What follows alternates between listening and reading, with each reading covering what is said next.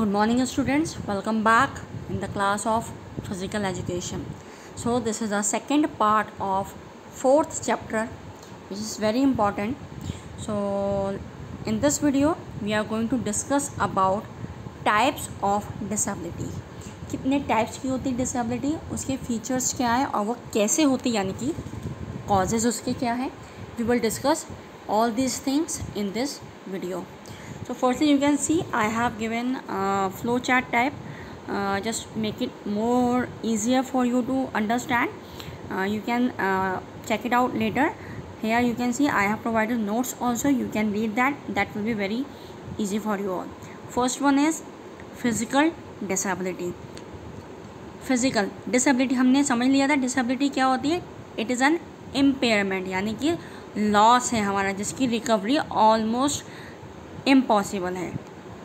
ठीक है, तो यहाँ पे कौन सी डिसेबिलिटी है, किसका लॉस हुआ है? फिज़िकल लॉस हुआ है, यानी कि हमारा कोई बॉडी पार्ट का हमारा लॉस हुआ है. जब हमें पता है each and every part of our body is very important, हमें उसकी वैल्यू कब पता चलती है? जब उस बॉडी पार्ट से हमें कोई वर्किंग परफॉर्म करनी होती है.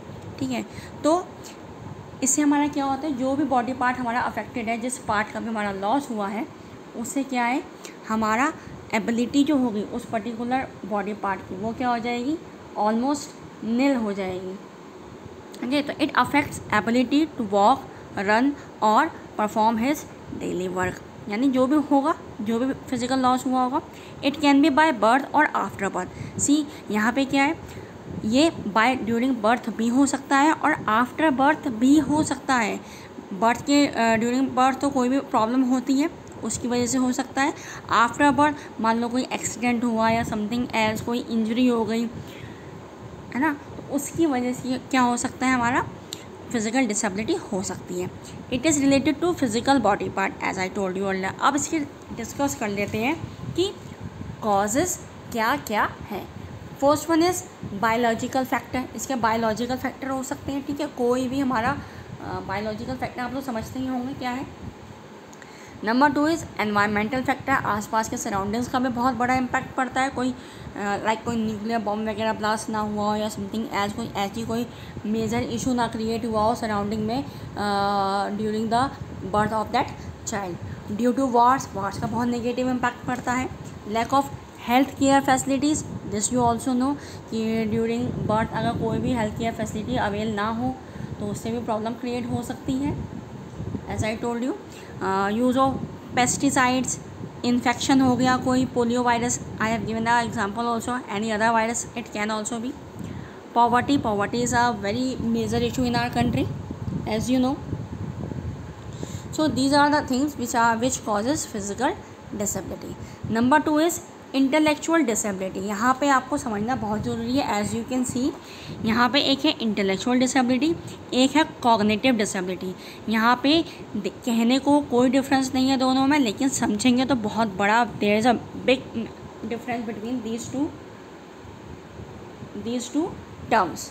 So you need to understand difference between these two. That's why I have given in bracket that intellectual disability क्या है? Learning disability. लर्निंग यानी जिसमें हम लर्न करने में हमें प्रॉब्लम होती है.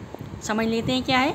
डिफ़िकल्टी इन प्लानिंग, हम समझ ही नहीं पा रहे हमें क्या करना है. कॉम्प्रीहेंशंस एंड रीजनिंग, हम रीजंस नहीं दे पाते हैं. इसको अभी हम लोग जब कॉग्निटिव रीड डिस्कस करेंगे तो you will understand it very carefully. Number 2 is lack of practical skill. Practically हमें कोई वर्क परफॉर्म कैसे करना है हमें वो नहीं पता होता है. मीन्स हम अपना यहाँ पे माइंड यूज़ नहीं कर रहे हैं. लर्न हमने कुछ सीखा ही नहीं. जब सीखा ही नहीं तो माइंड को यूज़ कैसे करेंगे हम. यानी हमारा IQ लेवल क्या है? बहुत कम है. Difficulty in communicating with others, बिल्कुल फूल है, बिल्कुल फूल. ठीक है. Next is IQ level of intellectual disability is 72 to 75 और less. As I told you, जो एवरेज IQ लेवल होता है नॉर्मल पर्सन का वो कितना होता है मैं आपको बता देती हूँ, 90 to 110. ठीक है, ये हमारी रेंज होती है IQ लेवल की, इंटेलिजेंट क्वेश्चन की. ठीक, तो this you need to understand. Next अब इसके कॉजेज़ पढ़ लेते हैं. ये भी जेनेटिक फैक्टर है, environmental factor, lack of prenatal care, malnutrition, very easy all this things, आपको ईजिली समझ में आ ही रहा होगा। नेक्स्ट है हमारा कॉग्निटिव। यहाँ पे आपको डिफरेंस क्लियर करना है अपने माइंड में।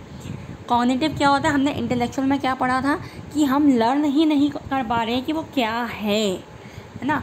कॉग्निटिव डिसेबिलिटी क्या होती है, face problems in reading, memorising, problem solving, paying more concentration in performing calculations and abstract thinking. तो ये सब चीज़, यानी हमें रीडिंग, हम रीड नहीं कर पा रहे हैं, मेमोराइज उसे लर्न नहीं कर पा रहे हैं, प्रॉब्लम को सॉल्व नहीं कर पा रहे हैं, मोर अटेंशन पे नहीं कर पा रहे हैं, ये सब चीज़ें हैं। अब यहाँ पे डिफरेंस क्या है मैं आपको बता देती हूँ। यहाँ पे डिफरेंस क्या है, देखिए कॉग्निटिव क्या है हमारा, हम ऐसा नहीं है कि हम हमारे पास माइंड नहीं है, हम उसे यूज़ नहीं कर पा रहे। प्रॉब्लम ये है कि हम उसे समझ नहीं पा रहे कि क्या है। जैसे कि फॉर एग्जांपल अगर हमने एक स्टूडेंट है, उसको हमने प्रोवाइड किया एक, कहा कि बेटा ये पेपर है और ये सीज़र है, इस पेपर से आपको सीज़र को कट करना है। बच्चे ने ये चीज़ सीख ली, ठीक। तो ये क्या है, ये है इंटेलेक्चुअल डिसेबिलिटी, उसको समझ में आ गया क्या है। लेकिन कॉग्निटिव डिसेबिलिटी क्या है, अब अगर मैंने उसको ये कहा कि बेटा ये थ्रेड है और ये नाइफ़ है, अब बताओ, तो उसे ये पता है बेटा ये पेपर है और ये नाइफ़ है, तो वो उसे इतना पता है कि हाँ पेपर कटता है सीज़र से, उसे ये नहीं पता है कि पेपर कटता है नाइफ़ से भी।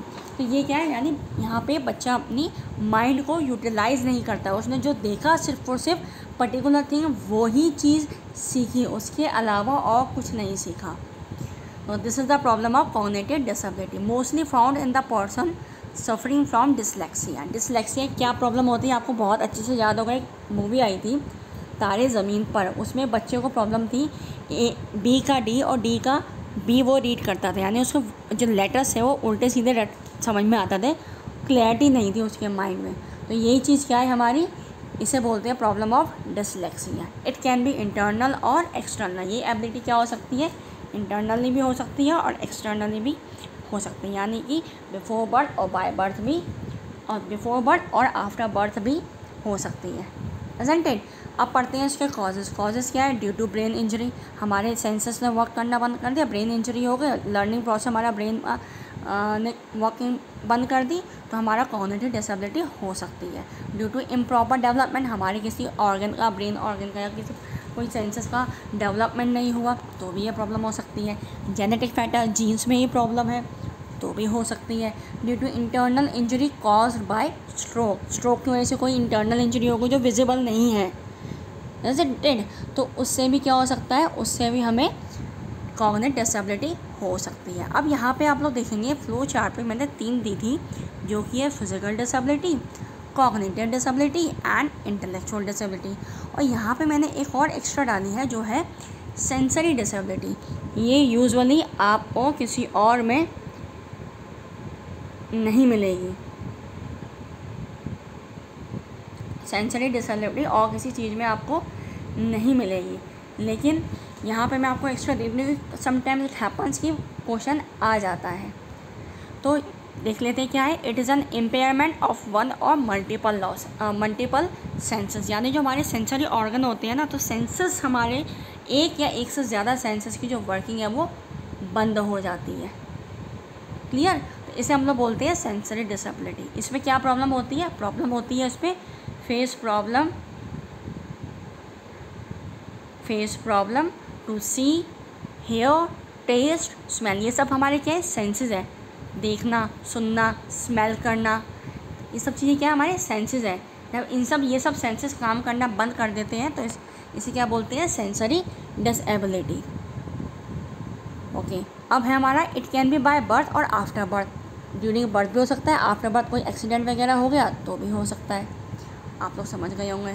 तो यही है, मैंने इसकी कॉजेज आपको दे दिए, ड्यूरिंग बर्थ है, बिफोर बर्थ है तो लैक ऑफ प्रीनेटल केयर, और आफ्टर बर्थ है तो ड्यू टू एन एक्सीडेंट।